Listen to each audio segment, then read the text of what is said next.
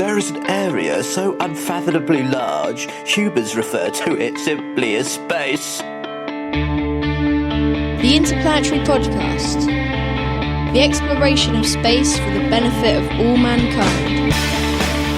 Your hosts here in London, Matthew Russell and Jamie Franklin. So Jamie, I have no idea where that quote's from. Don't ask me. No, I won't, Matt. But more importantly, Matt. Yeah? How was your trip? My trip was absolutely amazing. I've been recovering ever since because I was very tired on the way back because I did not sleep at all for one whole night. So, Matt, for new listeners, can you just give us a brief summary of where you've been and why? Okay, so yeah, I went to French Guiana, which is the European spaceport, essentially, or it's known as the CSG to those people that are in the know. That's Le Centre Spatial Guyanais, or the Guyana Space Centre. Beautiful. Yeah, so yeah, I've been out in the jungle. In the Caribbean. Did you see any exotic animals? There were quite a few exotic birds. Apparently there's normally capybaras and things like that. I saw some brilliant spiders. Yeah. We went for a walk in the jungle so that we could see the spaceport from a hill.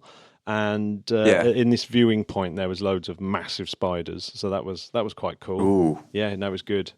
Wow. But yeah, I've had an absolutely amazing time hanging out with none other than Eric Berger, which was amazing. I mean, imagine that. Two people, one of the greatest space journalists of all time, and Eric Berger standing there with a drink. Hey. Right, so... Matt, how long did it take you to write that? Oh, no, I was thinking about it last night. I was thinking I'll get Jamie with that one. I'll drop that clanger. Brilliant. It's a total have I got news for you joke, isn't it? Yeah. Well, Matt, you're completely on the ball. You're not jet lagged anymore. This is good times. No, absolutely. Do you know what? So when we landed, one of the you know that it's cool because there was an enormous Antonov 124 aircraft, and that's how most of the satellites arrive. So it's one of those aircraft that you can fit an aircraft in. So if you have to transport the fuselage of a 747, you stick it in one of those things. Awesome. The kind of airport itself is very space themed, so there's loads of model rockets and everything there. Yeah, lots of amazing birds flying around. It was incredible. It was absolutely genius. Wow. Well, Matt, I'm glad you had a good time. We're going to go into this more later, aren't we? Yeah, totally. Big time. Remember the space word of the week? Yeah. I haven't got one this week.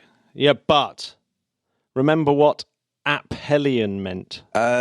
Isn't it our planet is the furthest distance away from the sun during its elliptical orbit, even though us in the northern hemisphere are experiencing hot summer weather? Yeah, exactly. Isn't that incredible? So I'm literally sitting here sweating because it's so hot in London, but we are actually the furthest away from the sun that we will be all year. Incredible. So we're at aphelion, the furthest away point from the sun. You know what, Matt? If Alanis Morissette was here, she'd say it was ironic. But she would be wrong. It's not irony. It's science. No, it's science, Alanis. Science. Well, no, I'm sitting here in a Belgium hotel room because last night I was working with the mighty Queens of the Stone Age at Rock Virtue Festival. Oh, nice. Which I have to say, Matt, is very good. Have Queens of the Stone Age ever done a space-based song? Well, Matt, do you know what? They played last night, My God is the Sun. Oh, there we go. So, done. Tick. I wonder if they even realised that they were the furthest distance away from it than they'd ever been. Well, Matt, as I was watching them play last night, I was looking up in the sky and I could see Jupiter just shining brightly over the stage. And I thought, yeah, this is a good day. That is cool. What a planet, eh? What a planet. What a planet. Let's go round the planet and do a bit of space news. So I noticed in China, the chief designer of the Chinese Academy of Launch Vehicles, which I know you know is CALT. Yeah. Is a guy called Long Li Hao. Now, isn't it crazy that his first name is the same as that of a rocket? Yeah. So he's been talking about the Long March 8 and 9 rockets that they're building. So these are actually really cool. So we've talked about the Long March 8 briefly before. and that's going to start flying in 2021 apparently, and it's going to have the first stage and the boosters will attempt vertical landings, just like the Falcon. So that's going to be excellent news. Well, it was always going to go that way.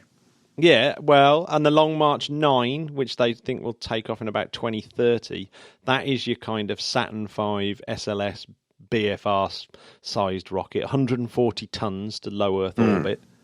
So yeah, that's going to be huge, 10-meter diameter compared to the 3.35 diameter of the Long March 7. So yeah, that's massive, and it's using some engines that they've been working on, the Hydrolox and kerosene engines. That'll be used for things like sample return missions to the moon, possibly to carry people up into low Earth orbit and do lots of in sort of human missions. So yeah, it'll be pretty cool. I might apply to that one, Matt, just like I did Virgin Galactic. I wonder if they'll reply to me. Probably not. Dear Mr. Longley Howe, my name's Jamie from the Interplanetary Podcast. Would you like me to work for you on your rockets? Yes, no. And I could put those boxes that you tick. Well, it's something that people don't really know about, is that the European astronauts, some of the European astronauts, have been actually training to go up with the Chinese to the Chinese space station. We reported that a few weeks ago about how the Chinese are opening up their space station. Oh, yeah. And so, some of the European astronauts have been training to do that. And of course, the American astronauts miss out on it because the Americans refuse to work with the Chinese. Which is a shame, Matt, because as we know in space, there shouldn't be the same politics, should there? Well, one of the best things about the European Space Centre was just how many countries are involved and how well they all get on together and how this place works perfectly. Like 1,700 employees, and they're all from different European nations, all just getting on and making things happen. It's incredible. But anyway, we'll hear about that on another show, because I've got some interviews from that visit as well. So, sweet. Well, Matt, here's a question for you. Mm-hmm. What's going on in India? Ooh, so we're moving slightly around the world here. India, they've been testing I'm talking about Crew, they've been testing their launch escape system, the pad abort test. So yeah, they're sort of inching towards joining China, Russia and America in being the only people capable of getting people into space. So this is the safe recovery of Crew modules. Yeah, and it looks like it was really successful. 259 seconds, and it flew 2.7 kilometres under the power of the escape motors. 300 sensors, making sure that the module didn't go and exceed the sort of safe G levels, because there's no point flinging your crew out of the way of your blowing up rocket if it means that they all die from the G forces from the abort. That would be counterproductive. Yeah. So yeah, that's what's been happening in Indian space, which I think that's a pretty big one, isn't it? That one. Well, Matt, talking a big one, we're only playing Sweden in the quarter-final of the World Cup. Matt, don't adjust your set. I said quarter-final of the World Cup. Yep. This Saturday. Oh my God! I only barely lived through those penalties. I honestly think I aged about 20 years. I know. Well, I saw a picture of you the other day, and you looked, in episodes of Star Trek where... Don't say I looked 60. In episodes of Star Trek where they all age really quickly and things like that, and they've got that makeup on. Yeah. It was like that. That's what you look like. Oh, thanks. But no, it's like in Star Trek, they all went back down to their young age again. Phew. Yeah, so you're all right. Thank you're goodness. All right. You're all right. Well, Matt, the reason I brought the football up is because it's going to be played, that game, in a formerly closed city of Samara. I know. That's actually really exciting. So for any football fans listening, I don't know. Maybe football fans and space fans. Yeah. There is some crossing over on the Venn diagram. There must be. There must be. Well, there's us two. Well, there's two. Yeah. But yeah. So it used to be known as Kuibyshev, the city of Samara, after the Bolshevik leader Valerian Kuibychev. So, yeah, and it's, of course, where Vostok was made, which is where basically the first manned spaceship by with Yuri Gagarin in it. So that's pretty cool, isn't it? And Yuri Gagarin actually stayed in Samara when he had finished his first orbital flight. And the Progress Rocket Space Center is there as well. So all the things like the Soyuz rocket, the Buran Space Shuttle. There's even a monument to the Buran Space Shuttle next to the Airspace University. But there is. I'm staring at it right now. It's it's interesting. Yeah, well, and the craziest one is the 68-meter full-size Soyuz monument that's kind of hanging off the side of the building. So that's absolutely enormous, 68-meter monument. So it's big. Yeah. It was very much a kind of military base, which is why it became a sort of closed city. So there we go. A little bit of trivia for you when we beat Sweden on Saturday. So definitely look out for all the rocket stuff when any football fans who are going out there. Russia have actually been quite busy as well. So the new boss, the Rogozin, he's clearly stamping his mark as well. We've got Vladimir Suntsev, the head of RSC Energia, is stepping down from his post with no reason. And the rocket maker RCC Progress have a new leader. Dmitry Alexandrovich Baranov. Welcome. Who's been acting as general director and replaces R.N. Arkametov. So, so it seems like there's a lot of shake-up going in the Russian space industry. It does. Well, sometimes it's good to have a shake-up. Yeah. One last piece of UK news. We've managed to come I'm excited about the way west over to the UK. So, yeah, I noticed that Doug Messier was reporting on Parabolic Arc that Cornwall Council are anticipating a positive announcement on their bid to become UK's first spaceport in Newquay. So rad. Yeah, and that's going to be announced at the Farnborough Air Show on July the 16th. Are you going to the Farnborough Air Show, Jamie? Yeah, I think we're going. Yeah, we're going. So you're coming to that. So you're coming to the Farnborough Air Show. Yeah. As might Julio as well. Oh, yes. It looks like Newquay have taken over, but this is a warning that comes from Doug Messier's website, and I love this. He says, don't get too excited about having a spaceport, and then he goes on to list what's going on. So he goes, in the Mojave spaceport hasn't seen a space flight in 14 years. Apart from small rocket launches, Spaceport America has stayed largely idle. And you don't need $225 million to build a sounding rocket launch site. The Midland Spaceport expired when X-Corps and Orbital Outfitters did. Burn Flat in Oklahoma never saw a launch, and Florida's Cecil Airport is still waiting for its first space flight. So there you go. Yeah, thanks, Doug, for the downer.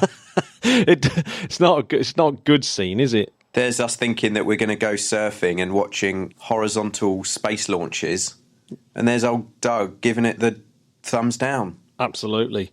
But fair play to him, he's got a point. Jamie, I'm going to talk to you only a little bit about my trip to French Guiana. Just very, very briefly. The reason why I was there, of course, was to see the new Ariane 6 and Vega C kind of infrastructure. And part of that was going to be the test of the P120C, which is a massive solid rocket booster. In fact, it's the largest monolithic booster ever made. And by monolithic, it means that it's in one piece. So when you look at something like the Ariane 5, the boosters on the Ariane 5 are actually three boosters stacked on top of one another. So they're built in three parts, basically, S1, S2, and S3. Yes. Which actually is it's amazingly how complicated that is. And to actually sort of attach them to one another, the accuracy is is just totally ridiculous. It's something like 0.01 millimeters or something ridiculous. It's insane. So it's got to be absolutely perfect. So the monolithic one doesn't need to it's just one part. And the clever thing about the P120C solid rocket booster is that it's the C actually in Vega C and P120C I think stands for common. So it means that the Vega C first stage is this solid rocket booster, but Ariane 6 boosters that are attached to it, so there's either 2 or 4 on the Ariane 6, are this P120C as well. So that way they can really just make loads of these things and use them for different purposes. So there's a massive cost saving there. So that I think right. So that's the really clever part of it. Vega C gets a huge kind of payload lift, so that it can carry more stuff into space. And Ariane 6 is half the price of Ariane 5, and you can double the amount of Ariane 6s you can launch in 1 year. So it's a significant upgrade, and they're quite a long way to finishing. I went round the Vega mobile launch gantry. That has got these extra red circles in the gantries that come down so that you can get to the rocket. They've been extended to house the slightly larger Vega C. So they've already kind of allowed for the Vega C, and the Ariane 6, the mobile gantry that's being built for that's almost. You can see that's almost finished, and they've almost finished the launch pad. So it's pretty incredible. But get this. So the mobile gantry for Ariane 6 is it moves around. So it's one of those enormous buildings that's on rails, essentially. And it's the same weight as the Eiffel Tower, yet it moves around. Say what? Yet it moves around on rails. That's pretty cool, isn't it? Damn. Yeah, it's mad. That's heavy. Yeah, it's bang out heavy. So it was Matt, I hope you had a hard hat on. I mean, if that fell on you, I'd be devastated. Oh, I did have a hard hat on. We all had hard hats on. Good. Yeah, so it was. As you'll see in the pictures, I've been posting pictures up, of course, on our Instagram. But yeah, we'll do a proper report on this because.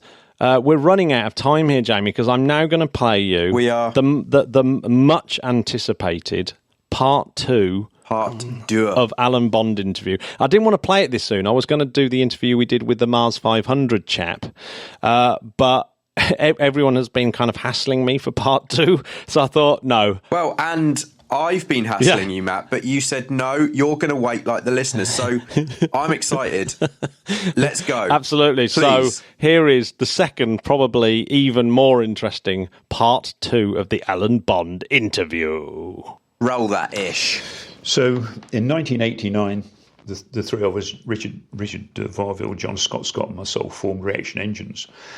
And Rolls-Royce decided that they didn't want the patents on the loose for the RB54 engine. And I'd already entered an agreement with them that they could take the patents on.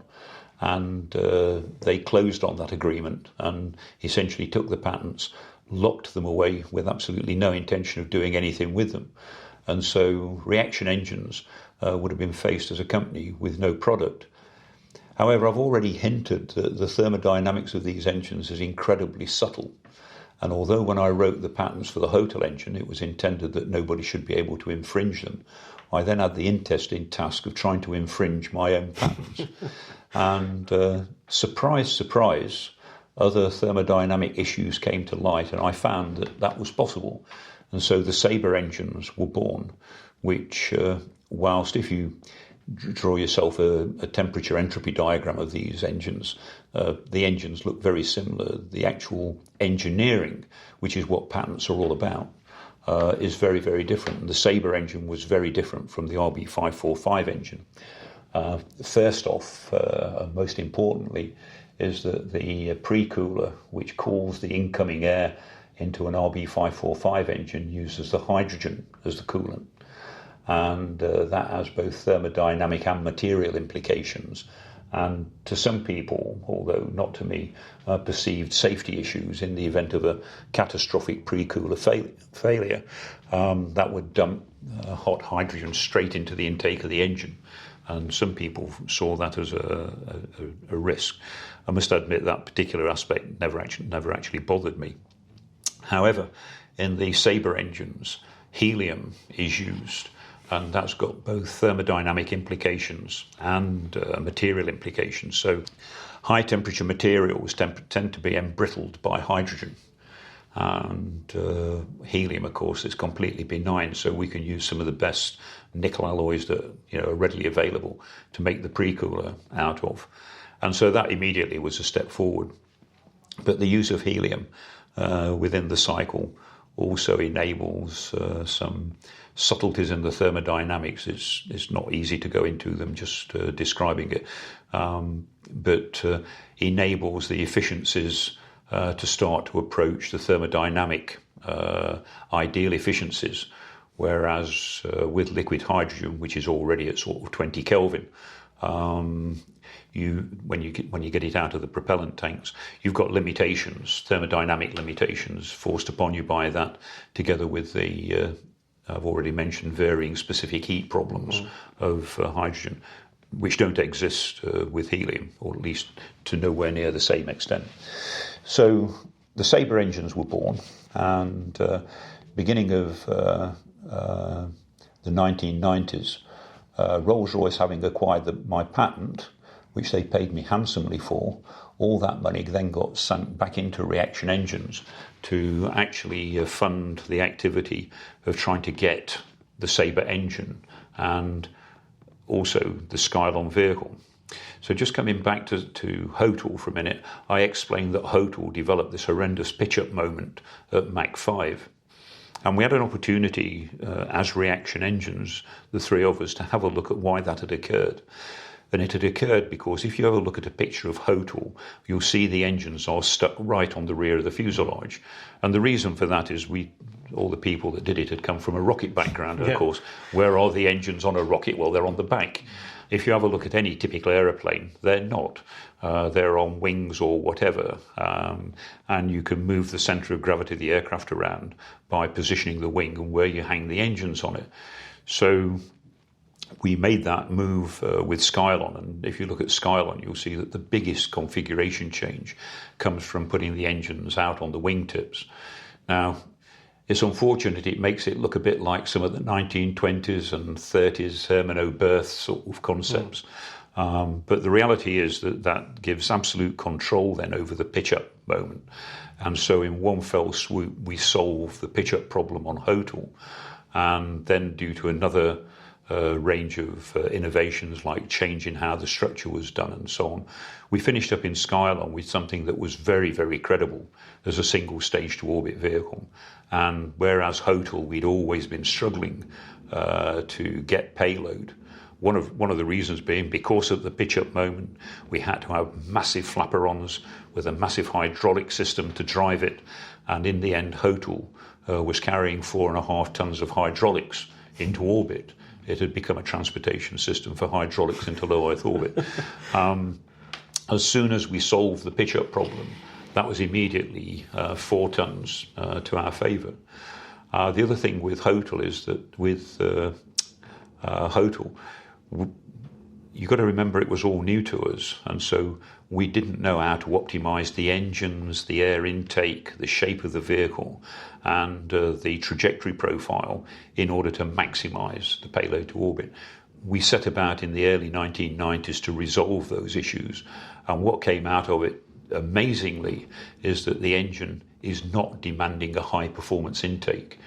Now that's unknown to jet engines. Jet engines always want the best intake they can get, whereas the Sabre engine wants the intake that optimises its performance on the trajectory as it's climbing to orbit.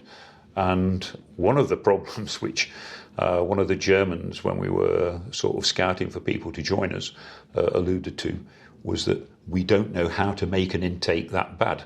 And we thought that was just a joke, but it did come home to bite us. It is, in fact, quite difficult to make an intake down at the efficiencies that the engine's asking for and keep it stable.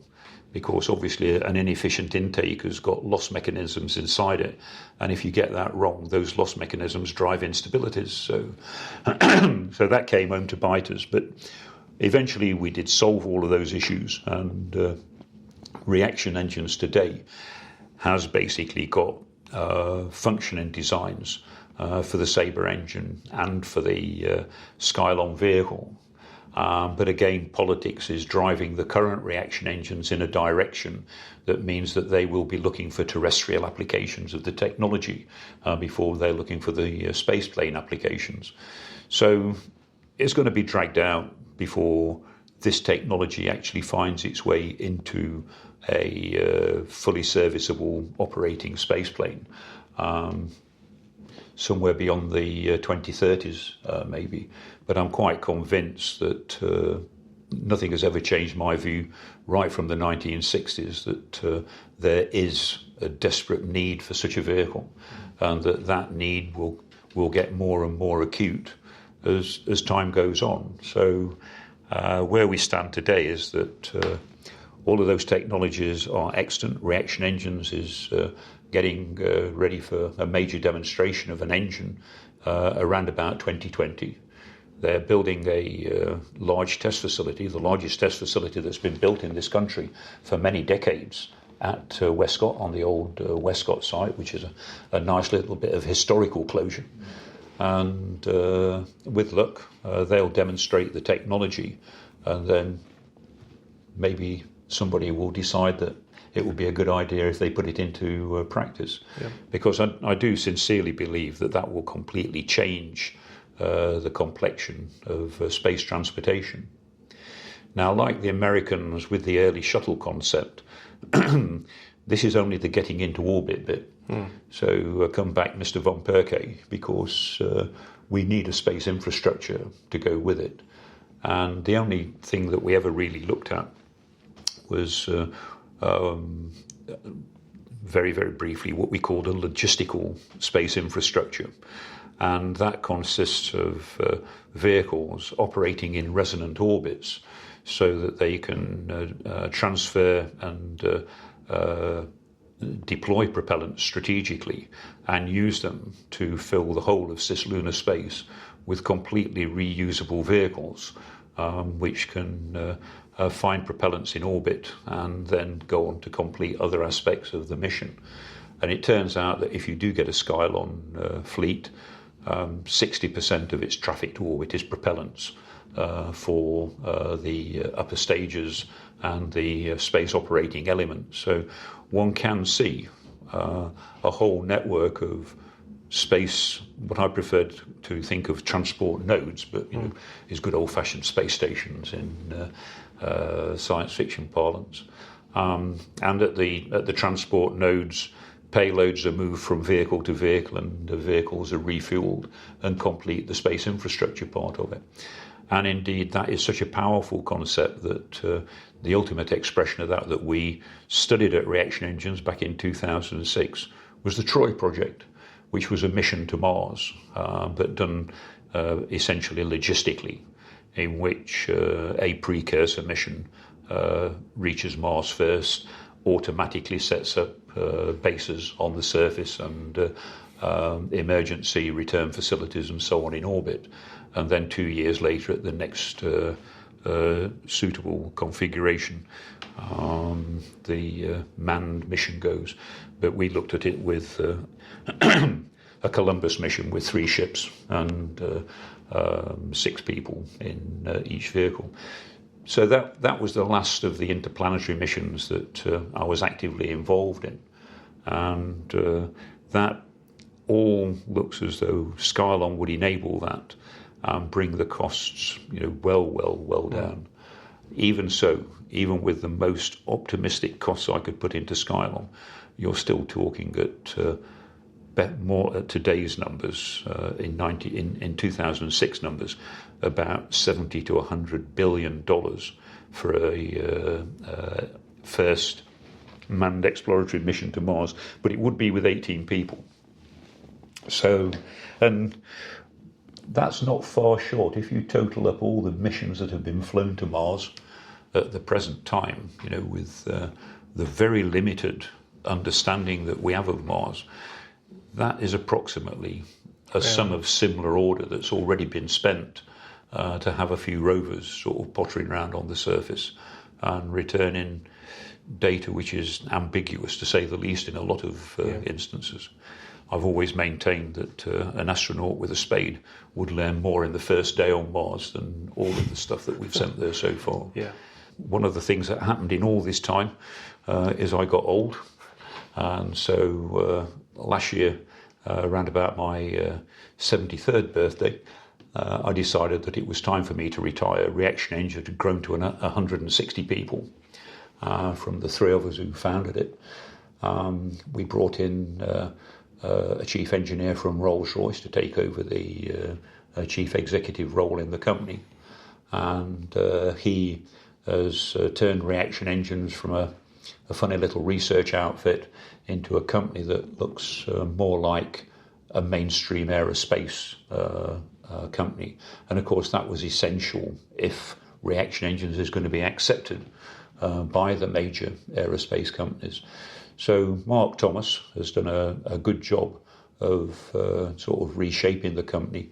It's been very painful for quite a lot of the original inhabitants of the company to make that transition, but I think that it's now settling down, and Reaction Engines, I think, has got a bright and assured future from that point of view. So what about my own interests as of that point in time? I'm still regarded as having something useful to say at Reaction Engines, so I go in there about 30 days a year, and I'm coming up to between the end of the first year that I've been in this novel situation of being retired. But I've left out some interesting issues which is perhaps appropriate for me to cover now. Yeah, absolutely. So, far away. So going back to 1978 and my work with Tony Martin at the Atomic Energy Authority, as I've explained, I took over the engineering of the so-called Magnets and Structures group of the Engineering Design Division. And I realised that if you've got a simple circular magnet and you put a couple of electrodes across a diameter, and then if you could ionise the air around it, which is very difficult to do at sea level, but nonetheless, let's assume that you could do it, then you'd have a very different kind of vehicle, because by passing a current across the magnetic field, it ejects the air in one direction and pushes the vehicle in the other. And so this is a vehicle essentially which is a fully electric aeroplane with no moving parts other than what is providing the electrical power. Come back to that in a moment.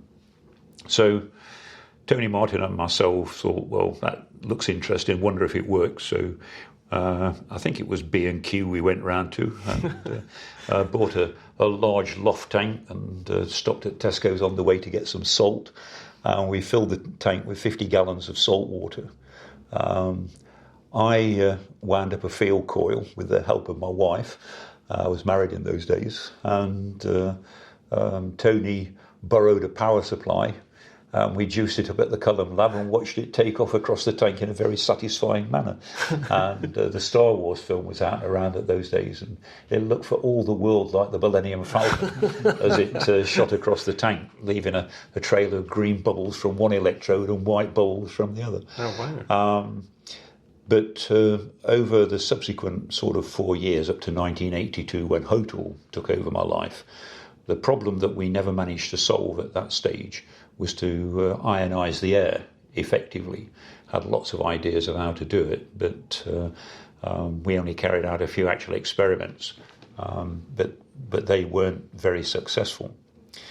Anyway, when it came up to a concept of retirement last year, I sort of thought, what am I going to do? Well, this was always a very exciting possibility of building. I mean, it looks for all the world like a flying saucer. It's a circular coil. It's circular because of the very high stresses in it, because you need a relatively powerful magnetic field to limit the amount of electric current you have to pass, and therefore the conductivity to produce a thrust. So I unearthed this and went back to looking at the issues of ionisation. Now, I think I've made some progress with that. And so in December, back end of 2017, I started a new company called Meraquark Limited for fairly complex reasons. And I've been working on that ever since. And I'm now in the process of trying to snare some unsuspecting people into it Right. in order to start to get some experimental work carried out. And at the moment, that's right in the stages of dialogue, so I don't feel that I can disclose much about that. The Meraquark end of it, which is simply me and my company, I don't mind talking about that, but I can't talk about the third parties at this point in time. But alongside of that, a new type of plasma engine, because this engine works in the atmosphere. The trajectory modelling suggests that it can accelerate up to 8 kilometres per second at an altitude of about 45 kilometres. That puts it into an orbit with an apogee of 500 kilometres. And then I've, because of my background in advanced propulsion, I've tinkered together an idea for a plasma engine that takes over at that point. It's like the Vasimir, it looks nothing like a Vasimir engine, but it does have variable specific impulse. And given a fusion power supply, it looks as though this vehicle could certainly hack interplanetary flight very easily and very rapidly, but also is a candidate now, I think, for interstellar flight. So, which is a lot simpler than the original Project Daedalus vehicle. Right. So that's where it currently stands. With regard to the fusion power supply for it, I did a lot of work in magnetic confined fusion, and I've also done a lot of work on fission reactors, and neither of those would have the power to weight ratio to drive this thing. But there is a sort of little outside runner known as an inertial electrostatic confinement configuration, and a guy named Miley has been pushing these for a long time in the States, and I think that there is a fighting chance that those could ultimately deliver the power to weight ratio that you're looking for. Unlike magnetic fusion, they've also got the prospect, I'm not saying it will be realised, but at least it's a prospect that they could burn fusion fuels which have very low reaction cross sections. So with magnetic fusion, deuterium and tritium are really where you're at. Deuterium and helium-3 maybe, DD possibly, but you'd never really get to any of the more interesting atoms. But it looks as though a fusel, as they're called, could burn protons and beryllium or protons and lithium, which would be quite good. Did you have some questions? Yeah, Some quick questions? I suppose one is the design of the Sabre engine originally had this very distinct curve to it. Yes. And now it appears that it doesn't have. It's a bit straighter. Yeah, it's straightened. Could you talk us through the reason for that change and why it was curved originally? Yeah, so it's the most common question that gets asked. That curved nacelle has caught everybody's attention. So when you optimise a vehicle like Skylon, the wing is quite important because a large wing gives you relatively low drag because it flies at low incidence and there's small induced drag off the wing. But of course a large wing is heavy, and what matters at the end of the day is what gets into orbit. So it turns out with Skylon that it's got a very small wing and the vehicle flies at about a 6-degree incidence. So you have to turn the engine nacelles down into the coming airstream. So the nacelle turns down about 6 degrees relative to the fuselage. But of course, when you're outside the atmosphere, the thrust vector has got to go through the line of the centre of gravity of the vehicle. And because the wing is a low wing on Skylon, it means you've got to point the thrust vector up by about 6 degrees, give or take. And so the tail of the nacelle has to point down 6 degrees and the nose of the nacelle has to point down 6 degrees. So you finish up with a nacelle with a 12-degree camber. As time has ticked on and we moved to a rather heavier version of Skylon, everything changed rather subtly. Also some changes in the design of the intake, and the current nacelle is much straighter. It's not completely straight. So if you look at the D1 vehicle design, you'll see that it still has a curved nacelle, but it's only about half the camber that the original Skylon C1 had. I did hear you mention on a video from a while back about how Skylon was going to be. Is it still the plan that Skylon is going to be sold more like a jetliner around the world, so that you would have? Yeah, so that was always the model that was put together. That a lot of projects died on the design board because of traffic models, and the traffic model was always that governments would fund and operate vehicles. And if you then look at the traffic model, the whole thing sort of runs away into an expensive vehicle and therefore limited traffic. Whereas if you could take the aircraft model, so if we take the Boeing 747, for example, Boeing build an aeroplane and they sell it to all the airplanes, all of the aircraft operators all around the world, and leave it to them to make the profit and operate it profitably. And my view was that should have been the model for Skylon. Now, because of the way that the whole project has evolved, whether that is still a possible model, I don't know. Attempts to pull investment into that model were really not very successful. It's a great shame because the model's completely valid, and I did a huge amount of study over a period of 20 years on that particular model and never found it lacking. But it's like a great many things. I mean, today the world is scared witless with regard to investment and finance and quick returns and so on. It's a legacy from the sort of post-war period, 1980s and so on, and the domination of our culture with the finance industry.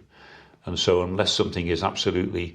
Why do we keep seeing Batman revisited in the cinemas? Yeah. It's because you can get money to do another Batman film because it's already been proven. Yeah. If you wanted to do Rendezvous with Rama, everybody would be worried about that. Yeah. So we just live in that sort of culture now. I must admit that I'm a bit war-weary of trying to raise funding to do things. I am an engineer, after all. And... So I'm stepping back now and letting a younger, more dynamic team actually address that. But to my mind, that model could still work. But whether you could persuade people to put the money into it, I don't know. It may well be. After all, even the Boeing 747 started out of a requirement for a military program. And it could be argued that Boeing was the winner of that program. Of course, they didn't get the contract, and as a result, they sold their design all around the world. I don't know how many hundreds or even thousands of 747s have now been sold. It's one of those difficulties of the way in which economics works these days. So it may well be that a friendly government or governments somewhere will have to stump up the development cost to have it, but it may then be ultimately saleable.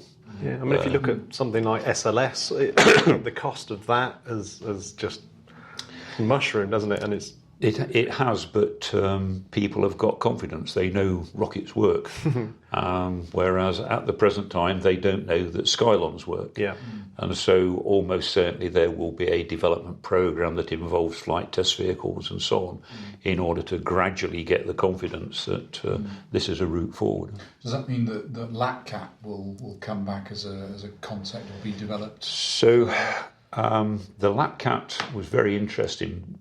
The LAPCAT application is more demanding than the Skylon application. So for an engine in the civil aviation world today, you're looking at lifetimes of 10, 20,000 hours, whereas the lifetime of an engine on Skylon is 50 hours. And so going from that 50 hours up to a pre-cooler that wouldn't need maintenance in, say, 18,000 hours is quite a difficult step to make. But I think that perhaps we were a bit ahead of the game with it all, but it had to start somewhere. And I think that we'll probably see a decade and a half of gradually sort of sneaking up on the goal. When we know that the goal's achievable, I think it will rapidly... The LAPCAT thing was huge, wasn't it? I mean, it was more or less twice as long as Skylon. So this is a consequence of the low density of hydrogen. And so although the LAPCAT vehicle was, as you say, 132 metres in length, it only weighed 400 tonnes, which is lower than an Airbus, for example. A lot of aircraft these days are topping the 400-tonne mark, and because it had a sensible wing area, unlike Skylon, it only operated at the same sort of takeoff speeds as Concorde. And in fact, Christopher Orlebar, who sadly is no longer with us, a well-known Concorde pilot, he was a very good friend of reaction engines, and he gave us a lot of advice on the design of the A2 vehicle. We found that we could meet most of those requirements, including extremely good subsonic range, which Concorde never could do, of course. In fact, the subsonic range on the LAPCAT A2 is very close to its Mach 5 range. So it could still get to its destination in the event you had an engine failure and had to drop to subsonic conditions. Yeah. What do you make of things like these new space barons, the people like Elon Musk and the Jeff Bezoses? What's their part to play in kind of? So Elon Musk is my hero essentially, because he has had the financial clout which I never had, to sort of take a concept and essentially do it. And quite frankly, there's no reason why the industries couldn't have done this 30 years ago. Elon Musk has been in a position to take them on. I've never been able to make Musk's economics work. I do understand the technology, and I've analysed his vehicles. I would never go for a retro lob personally. I think that's an extremely risky scenario, and I know enough about rocket engines. I'd never risk my life on having to relight one. But nonetheless, it's the route that he's chosen. In engineering, there frequently are no optimum routes. There's a route that you choose, and then through sweat and tears, you make it work. And I think Musk is in that situation with the Falcon 9 Heavy, Falcon 9 and Falcon 9 Heavy. And I think he's got a good combination. I'm less convinced about his big Falcon rocket, if we're being polite. And likewise, I believe that Mars is far too important a scientific object to go trampling around all over it with early colonists who are almost certainly going to die anyway. I don't see what the objective of that is, when we need to understand an awful lot about how the solar system formed. Of course, every time we come up with a neat idea, we always find something that tips it on its head, and the water on Earth doesn't look as though it arrived from comets after all. I personally never thought it did, but it's been a very, very strong theory, which is now sort of turned upside down. We need to examine Mars in a great deal of detail before we go mucking the place up with a lot of human contamination, in order to understand much more about the formation of the solar system. Once we've done all that, fine. But the same is true of the moon to a certain degree. There's also a lot of scientific stuff that we could do of genuine value from the moon. Radio astronomers have long wanted a radio telescope on the opposite side of the moon to shield them from all the radio background noise coming from the Earth. So one can see genuine scientific objectives that could be achieved by having sizable colonies on the moon. But I don't see at this point in time similar objectives in Musk's race to Mars. I think that that's that's much more of an ego trip than a space trip. What's your feeling on something like the Chinese? Because obviously the Chinese are moving quite steadily towards it. Every time I make any predictions about what I think the Chinese are going to do, they don't. So I think the Chinese and the Indians have got long-term ambitions. They've got good, steady programs that are leading inexorably in that direction. In many respects, I think they might be the tortoise that overtakes the American hare ultimately. The Americans have obviously been outstanding in the sort of Apollo flags and footprints sort of mission. I think now that it's come down to defining more serious missions in space, that NASA is not really stepping up to the mark very well. And I think one would like to see a bit more solid, deep down thinking from NASA. Right now, you can't help feeling that we've committed to the SLS. What are we going to do with it? And this week's mission option is, and what's it going to be next time? And of course, the other sort of big unknown factor in that at the moment is President Trump. And, I mean, anybody that can predict what he's going to do next is doing very well. So. Yeah, absolutely. So one last question, I think, actually, is just it was just something that you said. I've seen you say is how Britain really has an opportunity in rocketry in terms of this, getting up into low Earth orbit, because we're not invested in our own rocket industry. Can you elaborate on that point?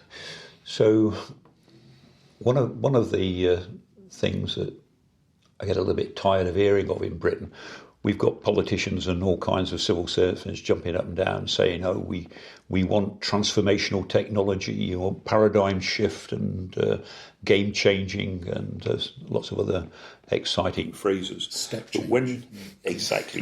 But when you say, "Hang on, here it is," they go, didn't really mean that. Because, didn't mean actual change. Yeah, what they realise is that if you bring in, a paradigm shift, there are going to be casualties out of that. Now, you're quite right, and I've held this view for a very long time, that although it didn't seem like it at the time, Clark's sort of assassination of all space transport technology in this country actually left us with a completely clean sheet of paper. You're absolutely right in that, in principle, we could go ahead and do a reusable space transportation with absolutely no casualties at all, and only winners with regard to the propulsion people like Rolls-Royce, the airframers like Airbus and BAE Systems, all of the sort of electronic kit that goes into running such a vehicle, even the establishment of the spaceports, and of course the massive liquid hydrogen supply facilities that would be required. So for half of my lifetime, people have been sort of having rose-tinted visions of a future hydrogen economy. And yet, how is this going to start? Because changing from kerosene is going to be very expensive. Well, Skylon only operates on hydrogen. It has to have hydrogen. It's a project that could shoulder the initial costs of getting into a hydrogen economy, which, like every other sort of large aerospace project, eventually spins that technology out into the wider world. And so I feel that Britain is absolutely the nation that is ideally placed to pull that off. But sadly, I think all of us in recent years have come to recognise that there is no such thing as vision in government. I wouldn't say that about the UK Space Agency. So if I step back in time to the old BNSC, I mean, that was an absolutely blinkered organisation. The current UK Space Agency is not. The current UK Space Agency is labouring against the problems of the lack of visionaries that we have in government, like all the rest of us. I mean, obviously Lord Drayson set it up, and David Willis. Willis really, drove that. But unfortunately, since Willits went, I don't feel that it has a champion anymore, and it's not progressing, in my view, the way that it should.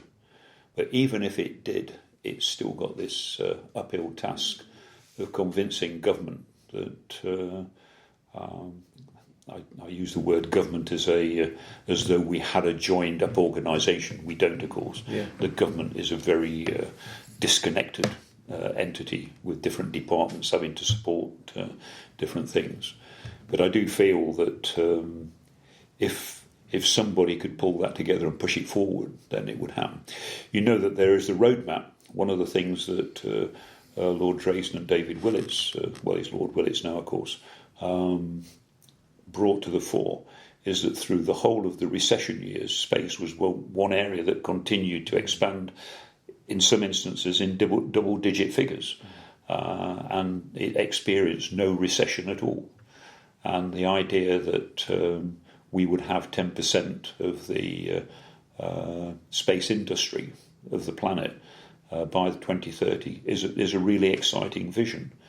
But unless some of I won't use names, but I despair of the people we have on the top shelf, and I don't think that they have any kind of vision at all in a much broader sense than just space. So, Matt, I'm kind of speechless.